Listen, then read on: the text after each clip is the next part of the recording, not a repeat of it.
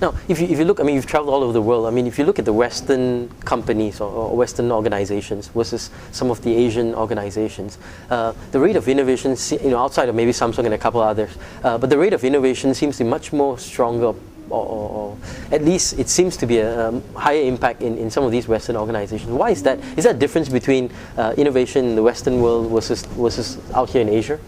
There is different cultures between the West and Asia.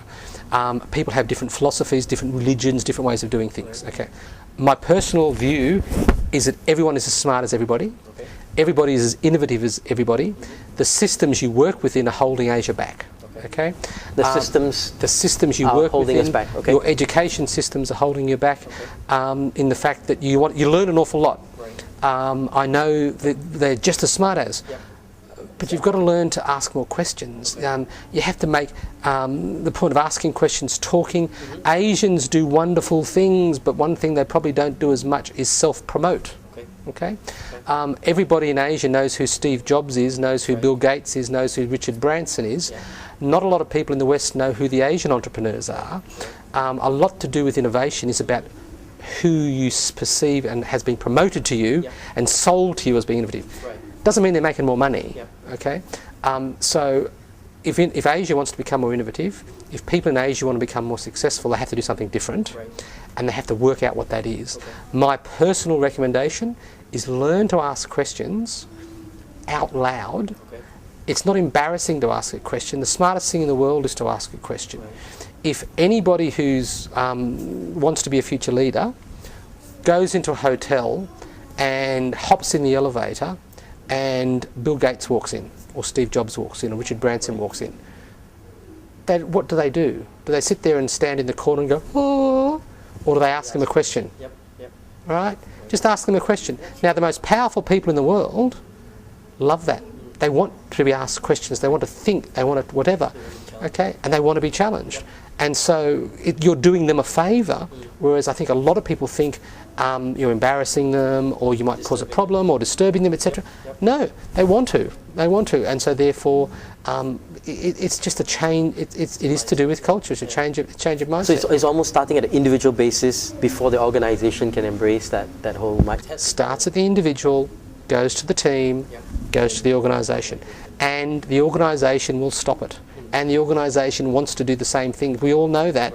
You still have to try. Which is why I spend my time talking to leaders of organisations saying, you need to change. You need to let your organisation grow. You need to let your bright people do it. One of the most successful consulting companies in the world is McKinsey. They hire the smartest MBAs in the world. They put them together. Companies hire McKinseys for millions and millions of dollars, and you get a very smart 29-year-old coming into your company to tell you what to do.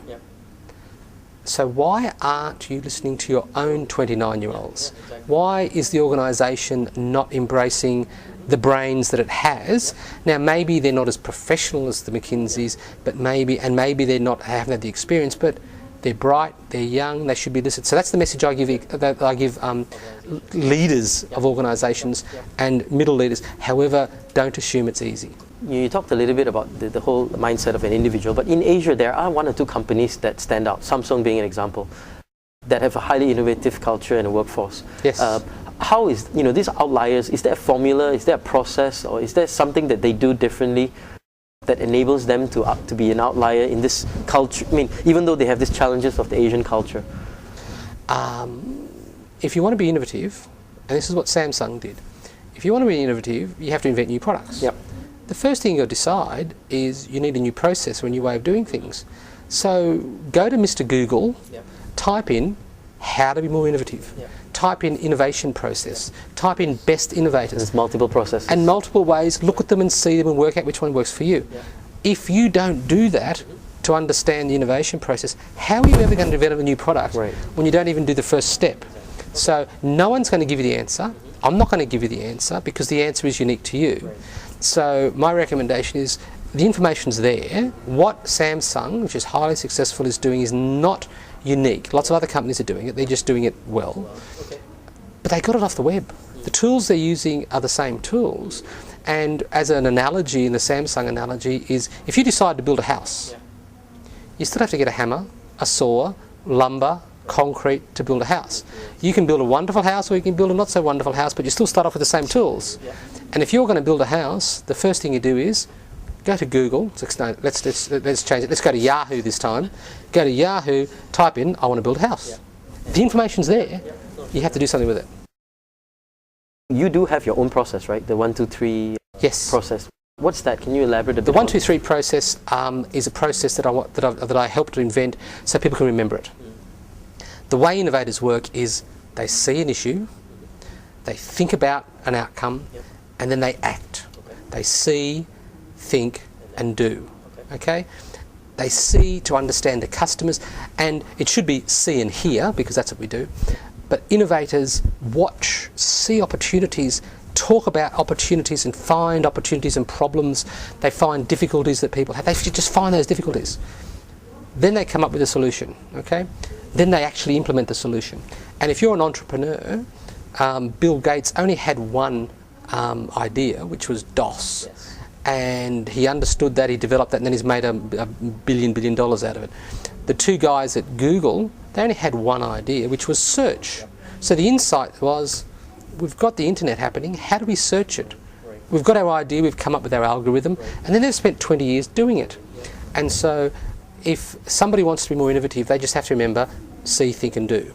And they also have to remember that of the priorities, the priority is to see, understand the customer, understand the problems, understand the personalities, see, ask questions, listen, take photographs. That's where you'll find your opportunities. Because once you come up with a good opportunity, then everything else flows. Whereas a lot of people think they start off being an innovator by thinking up an idea. No. You start being an innovator by seeing an opportunity and going forward. Fantastic. Look, quick wrap up. If I could give, if you give advice to a couple of people, first advice is to a CEO of a company. Second person to advise would be a HR director of a company. And finally, if I'm a person starting out in my career, what advice would you give me?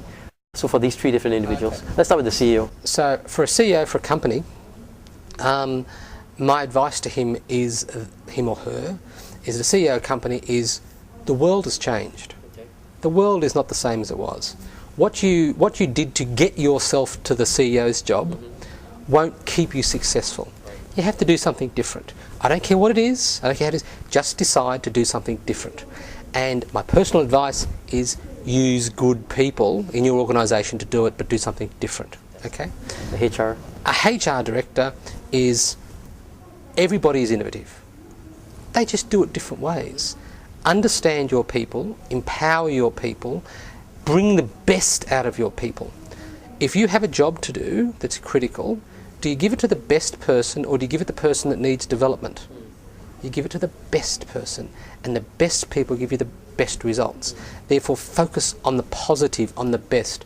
And if somebody is starting out in their career, take a minute, sit down and analyse yourself and say, what are you good at?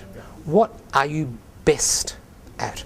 And whatever you are best at, focus on it. Now, if you're not the world's greatest public presenter, or if you're not the world's greatest writer, or if you're not the world's greatest idea generator, most important thing you've got to do is meet somebody who is, talk to them and gather that information, and then do what you do is. So for a young person, find out what you're good at and do it.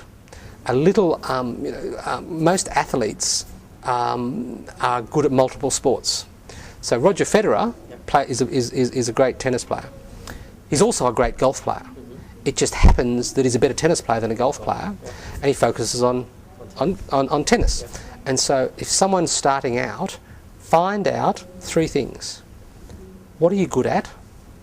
What delivers you good results and succeed, etc., etc.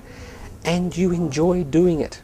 If you can do those 3 things, what you're good at, it makes you money or gives you the achievement you want, and you enjoy it, you want to get out of bed in the morning, you want to make that your career. You may not end up as Bill Gates or Steve Jobs or Richard Branson, but you'd have a hell of a lot more interesting life and a more successful life than trying to say, well, I'm not good at that and I better learn to be good at that. Focus on your strengths and what makes you positive. Fantastic. Allan, thank you so much for spending time with us today, and we wish you all the best in your career. Thank you very much. All right, thank you. Thank you.